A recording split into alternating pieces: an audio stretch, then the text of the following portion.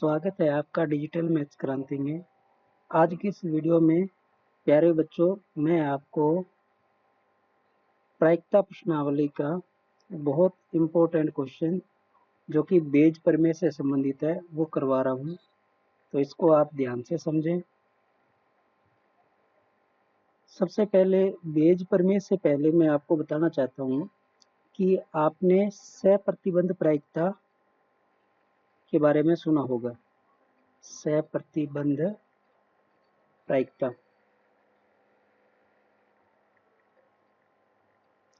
इसका क्या मतलब होता है? जैसे हमारे पास मान लो कोई दो घटनाएं हैं ए और बी। अगर ए घटना के घटित होने से बी घटना पर प्रभाव पड़ता है तो बी घटना की प्रायिकता कैसे ज्ञात की जाती है? जैसे मेरे पास कोई दूसरी घटना या इवेंट ले लो, है ना। जैसे मान लो E2 इवेंट की प्रायिकता मुझे निकालनी है जबकि E1 इवेंट घटित हो चुका है, तो इस प्रकार से निकलती है Pe2 अपॉन E1। इसका फॉर्मूला क्या होता है? Pe1 इंटरसेक्शन E2 और अपॉन में क्या आ जाएगा? Pe1। ये सप्रतिबंध प्रायिकता का बेसिक सूत्र है, या इस सूत्र को आप प्रायिकता का गुणन नियम भी कह सकते हो। जैसे अगर ये जो Pe1 बटे वाला है इधर आके मल्टीप्लाई में आ जाए तो ये इस प्रकार से बन जाएगा Pe1 dot Pe2 upon E1 और इक्वल टू में क्या आ जाएगा? Pe1 intersection E2। ये आपका प्रायिकता का गुणन नियम है। प्रायिकता का गुणन नियम, ठीक है। तो इस प्रायिकता के गुणन नियम से ही आप सप्रतिबंध प्रायिकता को समझ सकते हो, क्योंकि हमारी जो बेज प्रमेय है उसमें सप्रतिबंध प्रायिकता वाला जो कंसेप्ट है वो लागू होता है। अब मैं आपको एक इससे रिलेटेड क्वेश्चन करवा रहा हूँ जो कि बहुत ही इम्पोर्टेंट क्वेश्चन है, उसको हम देखते हैं, ठीक है।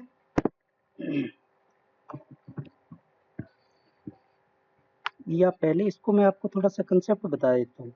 जैसे मान लो कि हमारे पास ये कोई 3 रूट है, ठीक है। 3 हमारे पास कोई रास्ते हैं जिससे हम क्या करते हैं, किसी एक पर्टिकुलर स्थान पे हम पहुंचते हैं। ये हमारा टारगेट पॉइंट जैसे ए है, इस ए पॉइंट पे हमें पहुंचना है और ये 3 रास्ते यहाँ से जा रहे हैं। पहला रास्ते को आप मान सकते हो E1, दूसरे रास्ते को मान सकते हो E2 और तीसरे रास्ते को मान सकते हैं E3। ये 3 रूट हो गए। तो सबसे पहले अगर मान लो हमें पहला रास्ता चूज करना है तो इसका मतलब पहले रास्ते को चूज करने की प्रायिकता क्या होगी, वो आप ऐसे लिख सकते हो कि Pe1 इक्वल टू 1/3। अब ये 1/3 क्यों आया? क्योंकि यहाँ पे 3 रूट थे, यानी कि 3 रास्ते थे, इसलिए 1/3 इस रास्ते को सिलेक्ट करने की प्रायिकता आ गई। ऐसे ही Pe2 इस रास्ते को सिलेक्ट करने की प्रायिकता कितनी होगी? ये भी होगी 1/3। और ये Pe3 इसकी प्रायिकता भी कितनी होगी? 1/3। तो ये बात तो हम बेसिक कंसेप्ट समझ गए कि हमारे पास 3 रास्ते थे, तो प्रत्येक रास्ते को चूज करने की प्रायिकता 1/33 होगी, ठीक है। अब मान लो अगर आपने पहले वाला रास्ता को सिलेक्ट कर लिया तो इसका मतलब यहाँ से आप इस ए की तरफ जाओगे, ठीक है, इस ए पॉइंट की तरफ जाओगे। तो अब यहाँ पे हम क्या लिखेंगे, यानी कि हमें पी ए ज्ञात करना है कब? जब हमारा E1 इवेंट घटित हो चुका है। इसको आप ध्यान से समझो, क्या लिखा हुआ है? Pa अपॉन E1, यानी कि हमें इस ए पे पहुंचना है या ए की प्रोबेबिलिटी निकालनी है जब हमने इवन इवेंट को चूज कर लिया है, तो यही हमारा सहप्रतिबंध प्रायिकता का कंसेप्ट यहाँ पे लागू होता है। बस इसी चीज को हमें नोटिस करना है। ऐसे ही जब हमने P(E2) रास्ता सेलेक्ट कर लिया तो इस पॉइंट से ए तक जाने की प्रायिकता क्या होगी, PA/E2। और ऐसे ही थर्ड वाले में PA/E3। तो देखो, ए पॉइंट तक पहुंचने की प्रायिकता, या आप कह सकते हो कि total PA, total probability of A, यानी कि ए की कुल प्रायिकता कितनी हो सकती है। तो देखो हमारे पास, या तो देखो हम E1 वाले रूट से आएंगे, या तो हम क्या आएंगे, E1 वाले रूट से आएंगे, ठीक है, या E2 वाले रूट से आएंगे, या E3 वाले रूट से आएंगे, ठीक है। अब यहाँ पे जो बीच में या वर्ड लग रहा है उसको आपको समुच्चय के साधारण नियम को ध्यान में रखना है। जैसे अगर E1 वाले रूट से आते हैं तो इसकी प्रायिकता कितनी होगी, देखो PE1 तथा PA/E1, यानी कि ये दोनों लगेंगे, PE1 तथा का मतलब डॉट प्रोडक्ट PA/E1। ये बात समझ में आ गई। अब यहाँ पे या वर्ड है, वो या वर्ड यहाँ पे यूज होगा प्लस के रूप में। यहाँ प्रोडक्ट हुआ है PE1 डॉट PA/E1। ये डॉट क्यों हुआ है, क्योंकि अगर हम E1 रास्ता सिलेक्ट करते हैं तो PA/E1 जरूर घटेगा, यानी कि PE1 तथा PA/E1 ये दोनों घटनाएं घटेंगी, इसलिए यहाँ पे डॉट लगा है। और यहाँ या का मतलब ये है कि या तो वो इस रूट से आएगा, या इस रूट से आएगा, या तीसरे रूट से आएगा। तो इसका मतलब ये हुआ कि जब भी या की कंडीशन आएगी तो हम जोड़ लगाते हैं, और तथा की कंडीशन आती है तो हम प्रोडक्ट करते हैं। तो इस हिसाब से अब E2 वाले रास्ते की प्रोबेबिलिटी क्या आएगी, PE2 डॉट PA/E2, फिर प्लस PE3 डॉट PA/E3। तो ये हमारी टोटल PA हो जाती है, ठीक है। ये तो साधारण सा ए पॉइंट की प्रायिकता हमने निकाली कि ए पॉइंट पे आने की कुल प्रायिकता कितनी हो सकती है। यहाँ तक तो हमारा नॉर्मल क्वेश्चन होता है। अब बेज प्रमेय में क्या होता है कि हमें ये पता लगाना होता है कि चलो हम ए पॉइंट पे पहुंच तो गए, ए आने की कुल प्रायिकता तो हमने निकाल ली, लेकिन बेज प्रमेय में ये निकालना होता है कि हम मान लो किसी विशेष पर्टिकुलर रूट से आएंगे तो उसकी प्रायिकता क्या होगी। यानी कि अगर हम पहले रूट से आएंगे तो पहले रूट से आने की क्या प्रायिकता, दूसरे रूट से आएंगे तो दूसरे रूट की क्या प्रायिकता, या तीसरे रूट से आएंगे तो तीसरे रूट की क्या प्रायिकता।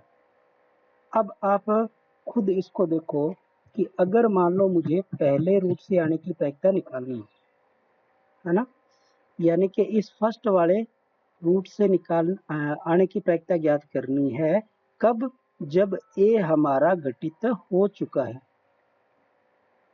तो सहप्रतिबंध प्रायिकता क्या कहती है कि अगर मान लो मुझे पहले वाले रूट से आने की प्रायिकता निकालनी है जब ए घटित हो चुका हो।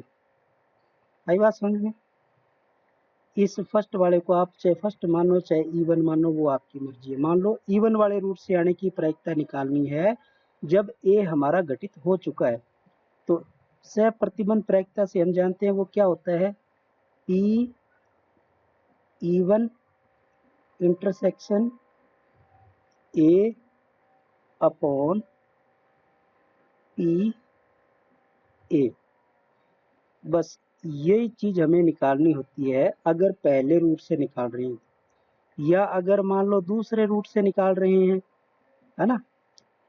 दूसरे रूट से निकालना है तो वो आ जाएगा PE2 अपॉन A। वो क्या हो जाएगी, P(E2) A अपॉन PA। ठीक है, ये दूसरे रूट से आने की प्रायिकता निकल जाएगी। ऐसे ही आप तीसरे वाले की निकाल सकते हो। अब आपको इससे संबंधित मैं एक क्वेश्चन करवा रहा हूँ जो कि इम्पोर्टेंट क्वेश्चन है। उसी टाइप का और भी क्वेश्चन आपको डेफिनेटली एग्जाम में जरूर मिलेगा, तो इसको आपको ध्यान से समझना है।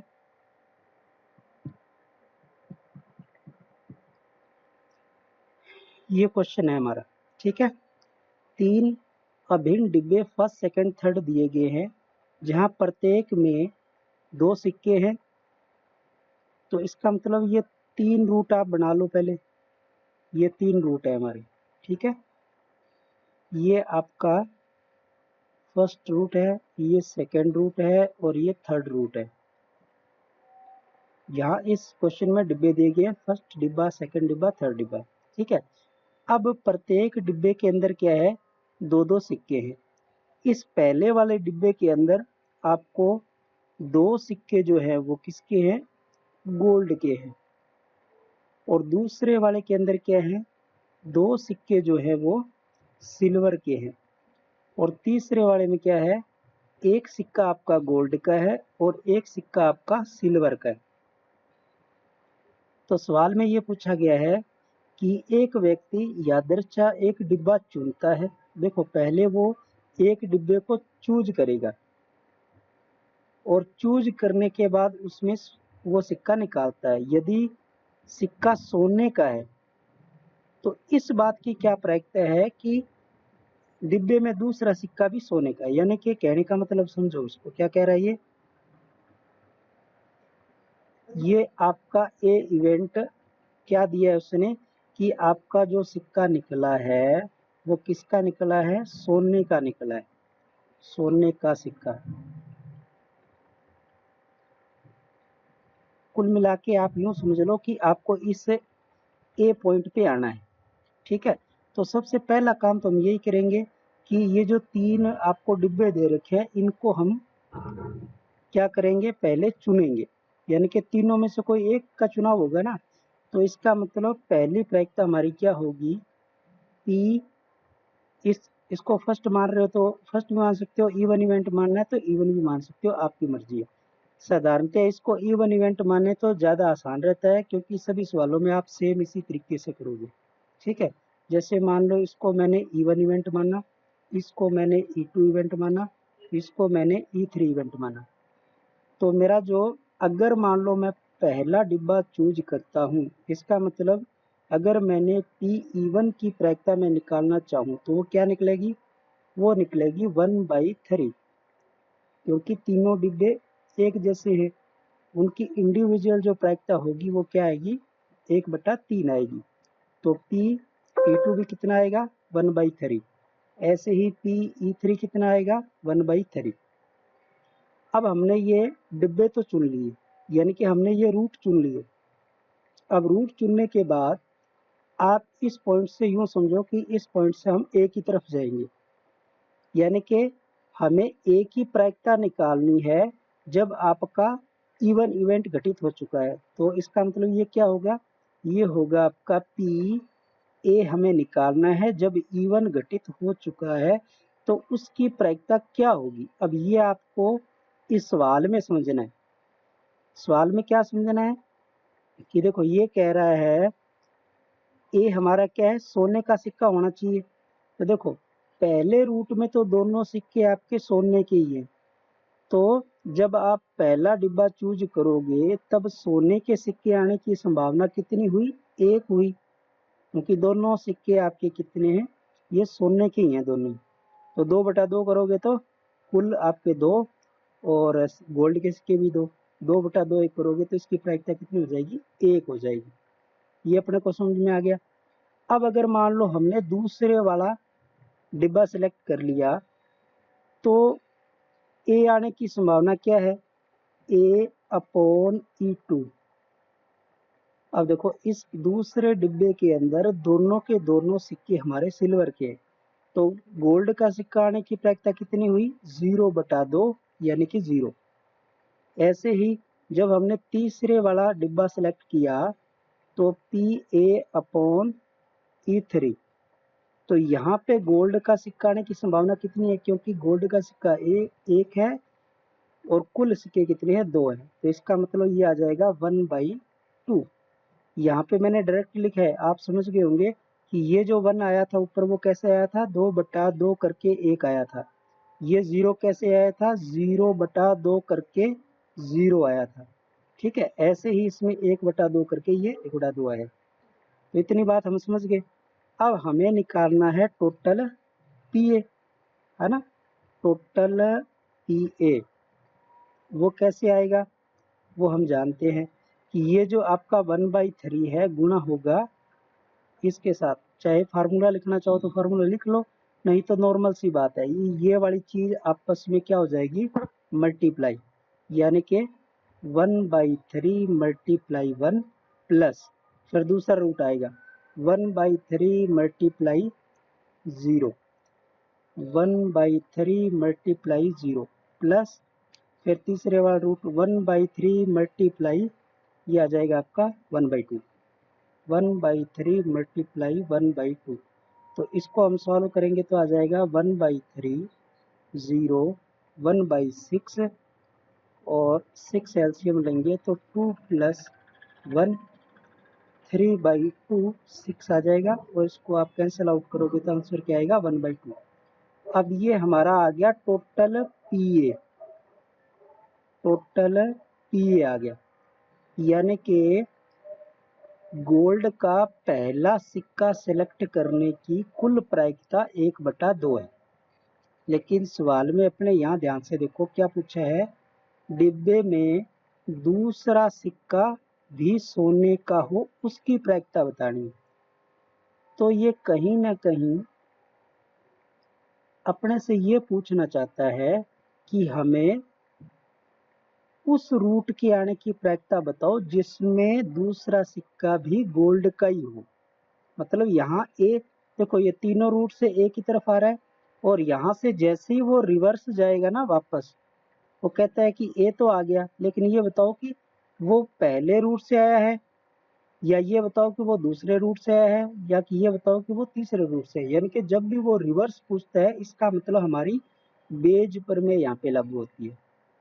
तो इसका मतलब ये हमें बिना बताए ये पूछ रहा है कि आप ये बताओ कि आप पहले वाले रूट से आए थे, गोल्ड वाला सिक्का जो आपने निकाला है वो पहले वाले डिब्बे में से निकला है, इसकी प्रायिकता बताओ। तो देखो हमें यहाँ क्या निकालना है, हमें ये निकालना है PE1 निकालना है जब ए आपका घटित हो चुका है। तो सह प्रतिबंध प्रायिकता के हिसाब से हम जानते हैं इसका क्या सूत्र होना चाहिए, इसका सूत्र यही होना चाहिए कि जो आपका पहले वाला रूट है वो ऊपर आएगा, बटे में टोटल पी आ जाए। मतलब ऐसे आएगा PE1 intersection A upon PA। Bayes प्रमेय में इसी को ऐसे लिखा हुआ है PE1 dot PA upon E1 upon PA। समझ गए, यानी कि ये 1/3 मल्टीप्लाई 1 अपॉन 1/2। तो इसको हम सॉल्व करेंगे तो 1/3 2/3, ये 2/1, सॉरी ये हो जाएगा 2/1, और सॉल्व करेंगे तो ये आ जाएगा 2/3, यानी कि ये 2/3 हमारा इस क्वेश्चन का आंसर है।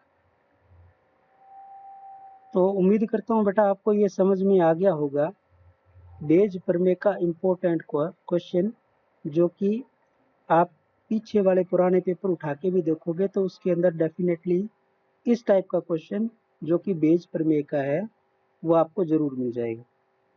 तो इस क्वेश्चन को छोड़ना नहीं है, बहुत ही प्यारा क्वेश्चन है और आप इसको जरूर हल करके आएं। धन्यवाद।